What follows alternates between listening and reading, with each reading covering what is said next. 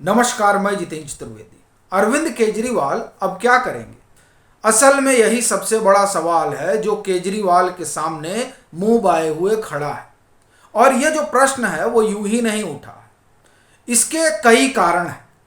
एक तो पंजाब है, जिस पंजाब ने उनकी राजनीतिक महत्वाकांक्षा को पंख दिया और खुले आकाश का सपना दिखाया। उस पंजाब से जो खबरें आ रही हैं, जो वहां से बातें निकल कर आ रही हैं, वो अरविंद केजरीवाल की जो लोक कल्याण मार्ग वाली रेस है, उस रेस के नज़रिए से अगर देखा जाए तो बहुत ठीक नहीं है।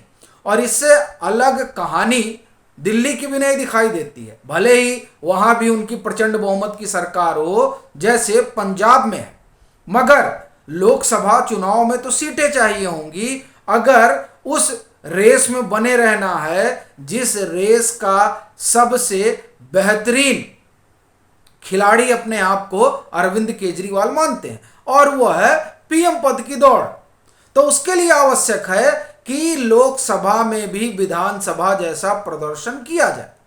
मगर जो सी वोटर का सर्वे है, उस सी वोटर के सर्वे ने भाजपा को भी चौंकाया है और साथ ही साथ आम आदमी पार्टी को भी स्तब्ध कर दिया है। अब बड़ी चीज यह है कि जो सी वोटर का सर्वे आया है उसमें है क्या, और वो पंजाब से जुड़ा हुआ है। लेकिन उस सर्वे पर बात तो हम करेंगे ही करेंगे, पर जो राजनीति चल रही है उस पर भी गौर कर लेना बड़ा जरूरी है। क्योंकि पंजाब में जो गवर्नर साहब हैं वो कह रहे हैं कि संविधान सम्मत काम नहीं कर रही है पंजाब की सरकार, और वो यही नहीं रुकते हैं। वो कहते हैं कि ये जो सरकार है वो राज्यपाल के पत्र का जवाब देने का भी जहमत नहीं उठाती है। और आप देखिए, ये तमाम आरोप लगा रहे हैं राज्यपाल, और आम आदमी पार्टी क्या बात कर रही है कि संविधान खतरे में। तो संविधान किससे खतरे में? कहेंगे नरेंद्र मोदी की वजह से खतरे में। अभी सौरभ भारद्वाज का भी बयान आया है कि अगर ये लोग आ गए तो संविधान, चुनाव कुछ नहीं होगा, कुछ बचेगा ही नहीं।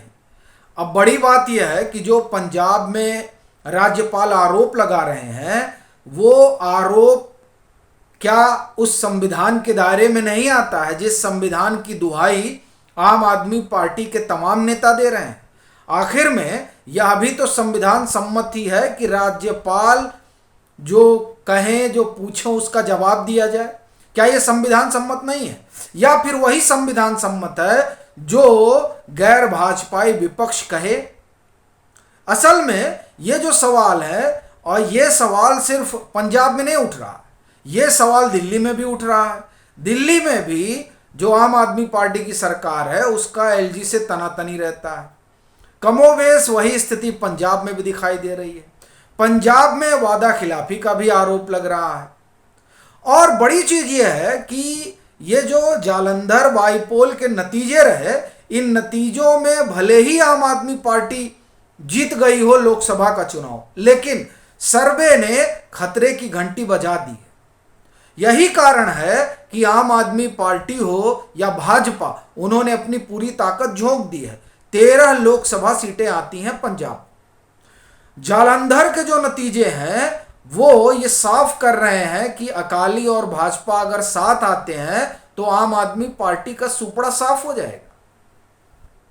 और सर्वे ने जो कहा, उसने तो अरविंद केजरीवाल और उनकी पार्टी को परेशानी कर दिया। सर्वे क्या कह रहा है? बड़ा दिलचस्प सर्वे है। ये सर्वे हुआ, वैसे तो ये खबर 14 जून की है। अब इसमें क्या कहा जा रहा है वो सुनिए आप। सी वोटर, एबीपी के सी वोटर सर्वे में यह बात सामने आई है कि 41% लोगों ने सहमति जताई है कि आम आदमी पार्टी लोकसभा में 2022 विधानसभा चुनाव जैसा प्रदर्शन दोहरा सकती है। यानी कि सी वोटर ने पंजाब के मतदाताओं से प्रश्न पूछा कि क्या ये जो आम आदमी पार्टी है ये 2022 जैसा प्रदर्शन जो है वो 2024 के लोकसभा चुनाव में दोहराएगी।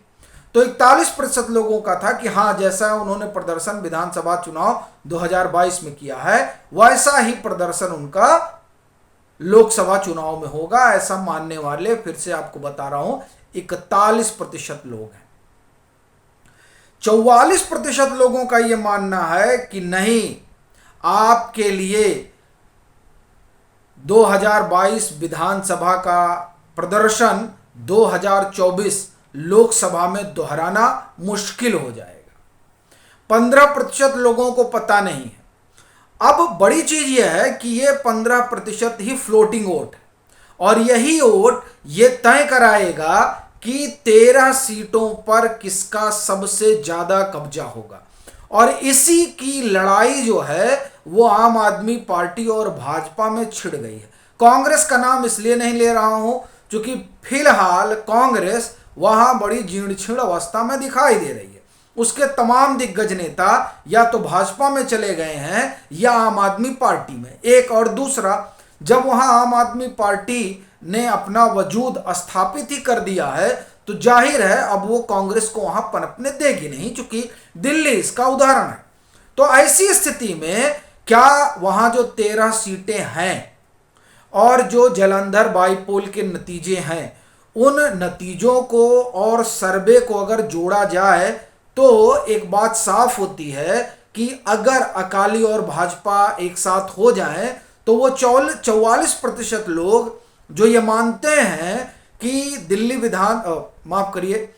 2022 विधानसभा चुनाव पंजाब का प्रदर्शन वो 24 में नहीं दोहरा सकते, तो ये तो बड़ी मुसीबत हो जाएगी।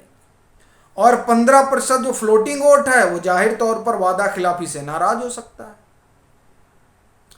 तो ये जो स्थिति पैदा हुई है उसने अरविंद केजरीवाल के लिए एक घनघोर संकट लाकर खड़ा कर दिया है। और यह स्थिति पंजाब में नहीं, आप दिल्ली में भी देख लीजिए। दिल्ली में 14 का चुनाव हो चाहे 19 का चुनाव हो, 7 की 7 सीटें भाजपा लेके गई और दूसरे नंबर पर वहां कांग्रेस रही। आम आदमी पार्टी जो विधानसभा चुनाव में प्रचंड बहुमत लेकर आती है वो लोकसभा में गोल हो जाती है। लोकसभा में उसको पूछता नहीं है कोई। दिल्ली का वही मतदाता जो इनको विधानसभा में एमसीडी के चुनाव में सिर पर बैठा लेता है वो कहता है कि लोकसभा चुनाव में इनका कोई मतलब नहीं है। तो 7 वहां और 13 यहां। अगर ये 20 सीट जो कहा जाए कि एक तरीके से आपका गढ़ है, अब अगर गढ़ में ही ये कुछ नहीं कर पाएंगे तो गुजरात में क्या करेंगे, उत्तराखंड में क्या करेंगे, गोवा में क्या करेंगे, उत्तर प्रदेश में क्या करेंगे? यहां तो दाल गलेगी ही नहीं। तो ऐसी परिस्थिति में जो सपना है अरविंद केजरीवाल का और जिसकी उड़ान में वो इस कदर आगे बढ़े जा रहे हैं कि उनकी पूरी कोशिश है कि यह दिखाया जाए कि चुनाव जो है वो भाजपा बनाम केजरीवाल है। हालांकि जो सर्वे अब आ रहे हैं उस सर्वे में तो केजरीवाल का भी ग्राफ नीचे गिर ही रहा है, वो भी उसमें कहीं नजर नहीं आ रहे हैं।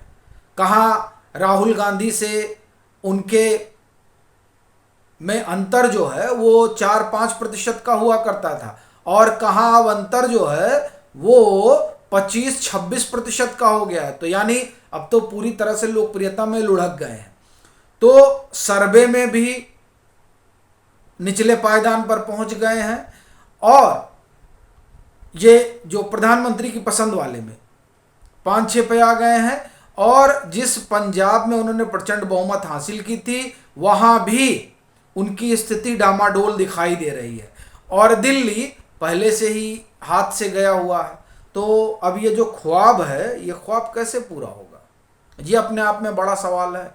आपकी अपनी क्या राय है ज़रूर साझा करें। मतांतर से नहीं जुड़े हैं तो जुड़ें, वीडियो को लाइक करें और खूब शेयर करें।